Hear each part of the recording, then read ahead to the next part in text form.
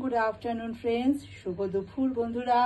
আজকে তোমাদের সামনে আমি আমার দুপুরের লাঞ্চ নিয়ে চলে এসেছি। আজকে একটু অন্যরকম রান্না। অন্যরকম বলতে মাছ মাংস ডিম যা আমরা খেয়ে থাকি তাই আছে, কিন্তু একটু আলাদা রকম। এই দেখো বন্ধুরা, একদম জ্যান্ত কাতলা মাছ আলু দিয়ে কালো জিরে কাঁচা লঙ্কা দিয়ে একটা পাতলা ঝোল করেছি। অল্প ঝোল একদম পাতে নিয়ে নিয়েছি, পাতের ধারে রয়েছে ভাত।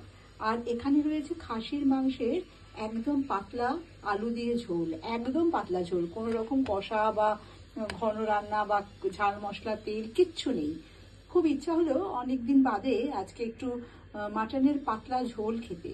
সামান্য পেঁয়াজ, 2 কোয়া রসুন, আদা বাটা, গোলমরিচ দিয়ে করে নিয়েছি। সামান্য নুন, একটু মিষ্টি দিয়েছি, হলুদ গুঁড়ো, জিরের গুঁড়ো।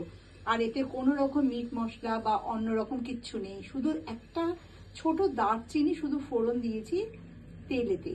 আর এই রান্নাটা আমি আজকে সাদা তেলে করেছি, রিফাইন অয়েলে। একদম সাদা মাঠা পাতলা রান্না মাটনের ঝোল। এটা কিন্তু একটু বয়স্ক মানুষ যারা অল্প তেল মশলা রান্না খায় বা ছোট বাচ্চাদের এই মাটনের ঝোলটা কিন্তু দাবাই যেতে পারে শরীর বুঝে, সেই রকম পরিমাণ মতন।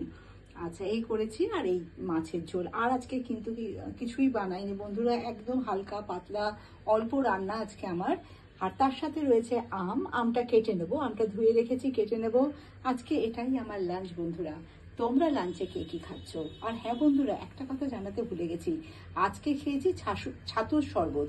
তোমরা ছাতুর শরবত কে কে ভালোবাসো? সকালের ব্রেকফাস্টে কিন্তু আমি ছাতু খেয়েছি, ওটা আমি শরবত করে নিয়েছিলাম, দিয়েছিলাম ওর মধ্যে একটু পেঁয়াজ কুচি, একটু বিট নুন, সেটা দিয়ে আমি 1 গ্লাস ছাতুর শরবত খেয়েছি। আর তারপরে এটাই আমার একদম লাঞ্চ। তোমরা কে কে ভালোবাসো ছাতুর শরবত খেতে, এই রকমের রান্না, পাতলা রান্না খেতে, সবটাই কিন্তু আমাকে তোমরা জানিও। তোমরা সবাই ভালো থেকো, সুস্থ থেকো।